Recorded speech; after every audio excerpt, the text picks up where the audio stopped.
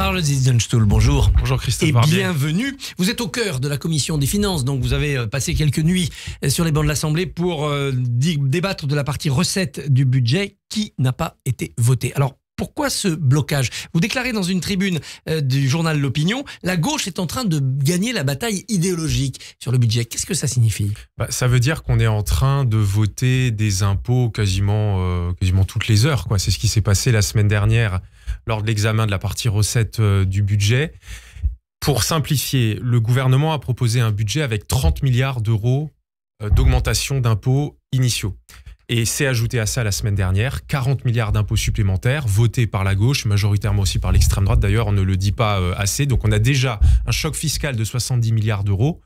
C'est terrible pour l'économie. N'est-ce pas dû aussi à l'absentéisme sur les bancs de la majorité et de la droite classique? Si, moi je trouve qu'on n'était pas assez sur les bancs au sein du bloc gouvernemental, comme on dit. Ça pose question d'ailleurs sur la cohésion au sein de ce bloc-là.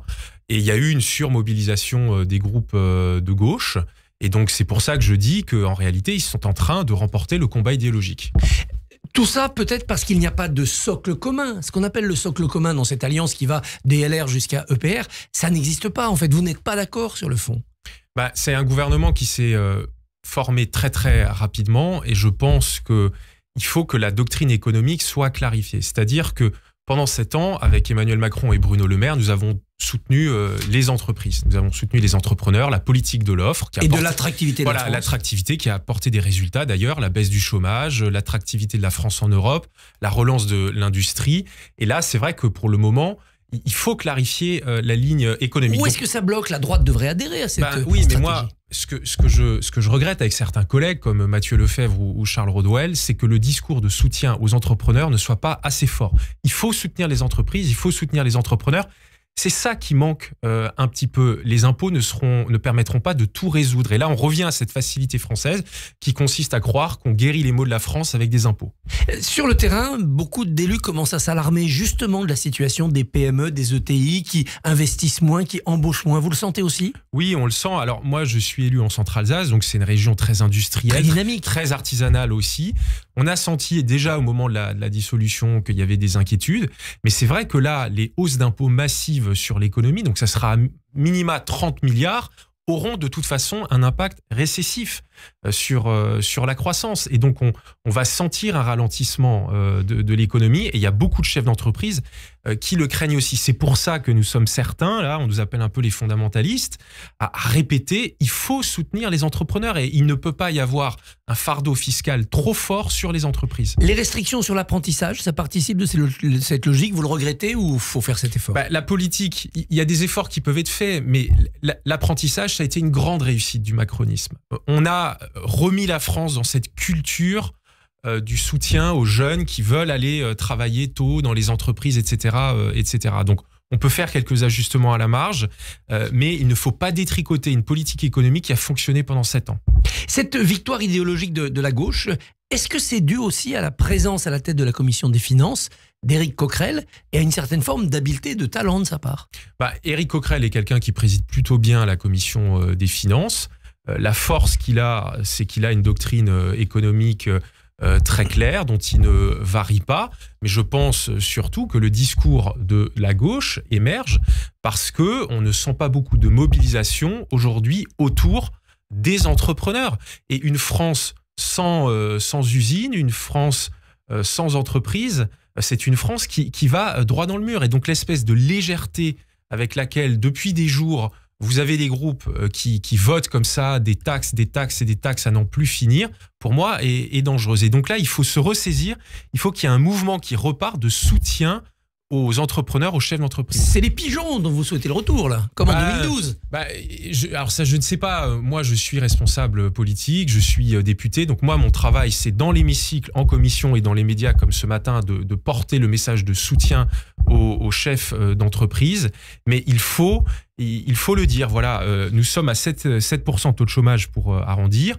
On peut aller vers le plein emploi. C'était l'objectif qu'on s'était fixé avec Emmanuel Macron et Bruno Le Maire.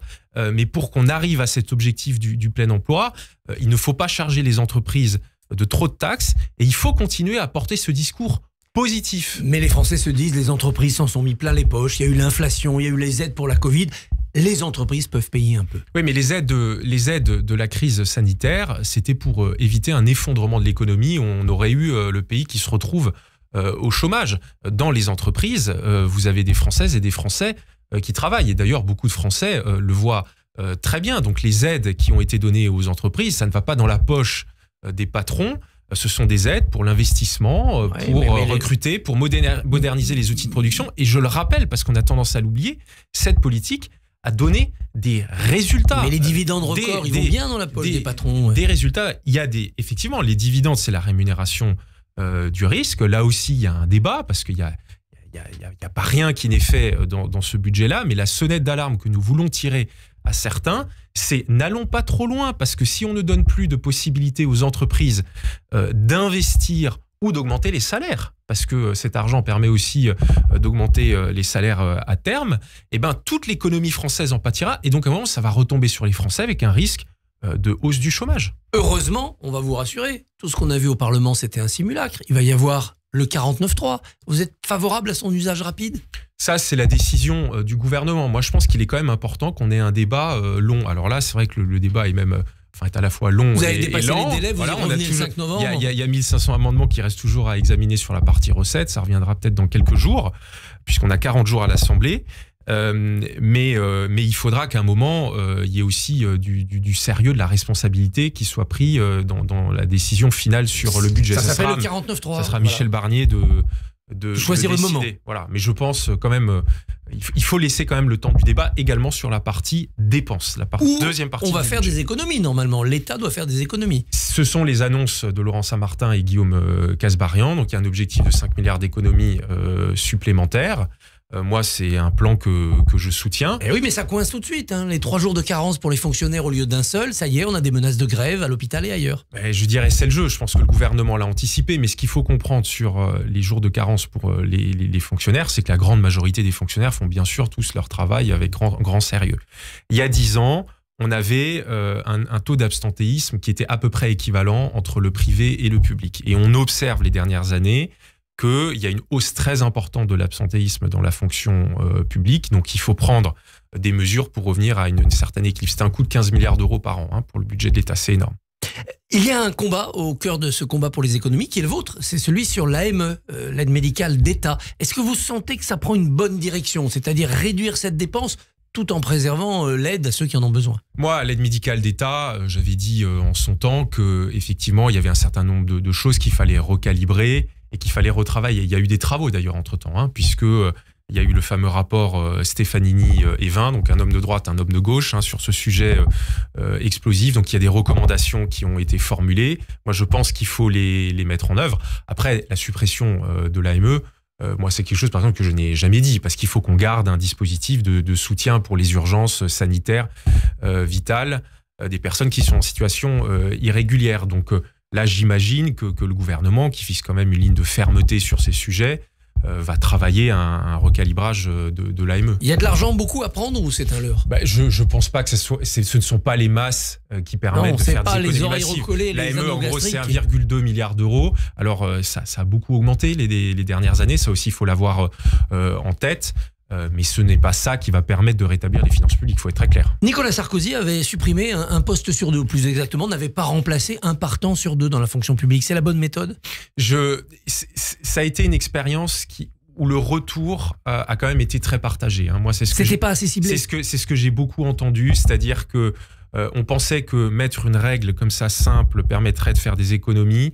Même des gens qui ont été au gouvernement avec Nicolas Sarkozy en sont un peu revenus, donc il n'est pas certain que ça soit la bonne méthode. Par contre, il faut fixer un objectif de modération sur les recrutements dans les fonctions publiques. C'est d'ailleurs aussi là le souhait. Vous visez les collectivités locales en disant les fonctions publiques. Toutes les fonctions publiques. D'ailleurs, Laurent Saint-Martin a annoncé qu'il y aura quelques efforts supplémentaires sur la fonction public d'État. Il ne faut pas pointer les fonctionnaires. Ce n'est pas la responsabilité des fonctionnaires. Mais la dynamique de croissance de l'emploi public des dernières années ne peut pas continuer à l'infini. Oui. 120 000, 90 000 fonctionnaires de moins avaient promis successivement le candidat Macron. On n'y est pas. Les chiffres montrent que ça n'a pas été fait. Une recette possible, on en parle, c'est la taxe sur les sucres, notamment dans les sodas ou les produits trop sucrés. Vous êtes pour ? Alors, dans quelques heures, mon groupe politique Ensemble pour la République va en discuter, parce que le mardi matin, c'est toujours la réunion c'est le moment des réunions de groupe. C'est partagé. Hein. Ouais, alors c'est un sujet vraiment compliqué, c'est pour ça qu'on va en débattre. Ce que je peux dire quand même sur le sucre, c'est qu'il faut être vigilant pour deux raisons. C'est une filière industrielle et agricole très importante. Hein. Ouais, mais c'est pas pour ça qu'il faut empoisonner les gens, en faire des diabétiques. Nous avons 25 sucreries en métropole ou en outre-mer, et que c'est d'ailleurs une production, le sucre, sur laquelle la France est très puissante. Hein. Nous sommes très largement exportateurs. Donc il faut veiller quand même à ne pas affaiblir cette filière agricole et industrielle qui permet à la France d'avoir un vrai levier à l'international. Il va y avoir une commission d'enquête sur le déficit français, la dérive des comptes publics. Est-ce que ce sera le procès de Bruno Le Maire, dont vous avez été le collaborateur à Bercy ? Je ne pense pas, et en tout cas, c'est pas souhaitable que ce le soit. Cette commission d'enquête, elle a un objet très précis, dont nous avons longuement débattu d'ailleurs en commission des finances, c'est de comprendre pourquoi il y a eu ce décrochage sur les recettes en 2023 et en 2024, avec de mauvaises estimations, notamment qui sont venues du ministère. Donc bien sûr, Bruno Le Maire sera un des principaux protagonistes. Il sera interrogé, je discute avec lui régulièrement, il est très serein. Il a alerté d'ailleurs très tôt, publiquement, à l'Assemblée, dans les médias, il n'a pas claqué la porte, sur les difficultés budgétaires que nous rencontrions. Et donc il viendra expliquer tout ça et ça ne lui pose absolument aucun problème. Un peu d'international, le président de la République est au Maroc. On l'a vu arriver là-bas avec Yacine Bellatar, l'humoriste qui déclarait en 2015 « Je ne suis pas Charlie ». Ça vous choque ? Alors, je ne connais pas vraiment Monsieur Bellatar, je vous avoue. Il a été au cœur de pas mal de polémiques. Bon, j'imagine que la présidence sera interrogée et répondra sur ce sujet. De la même manière, quand le président de la République dit que semer la barbarie au Liban, ça n'est pas un moyen de défendre la civilisation, donc il vise Israël. Est-ce que là, il n'y a pas un peu de dérive de la part de cette géopolitique du président ? Je pense que le président reste fidèle à la tradition diplomatique de la France au Proche-Orient. Ce qu'il faut bien comprendre, c'est que au Proche-Orient, la France a une ligne singulière et une ligne d'indépendance. C'est donc le président de la République qui trace ce sillon depuis un an, ce qui fait que parfois, il faut s'exprimer très clairement pour être entendu. Mais je pense que l'intérêt de la France, c'est que la situation au Liban et en Palestine et en Israël ne dégénère pas. Et donc, la diplomatie d'Emmanuel Macron sur ce sujet, qui est une diplomatie d'équilibre et d'indépendance, pour moi, me semble être conforme à l'intérêt du pays. Vous connaissez bien le Liban, vous avez été en mission. C'est pas un rêve de vouloir restaurer ce Liban multiculturel. Le Hezbollah domine. Mais le Liban est un pays extrêmement compliqué, aussi un pays très attachant. Mais c'est un pays avec lequel nous avons des liens très anciens, très profonds.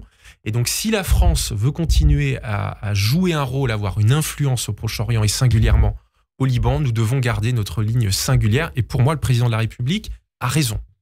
Charles Ziethenstuhl, merci et bonne journée. Merci Christopher. Merci.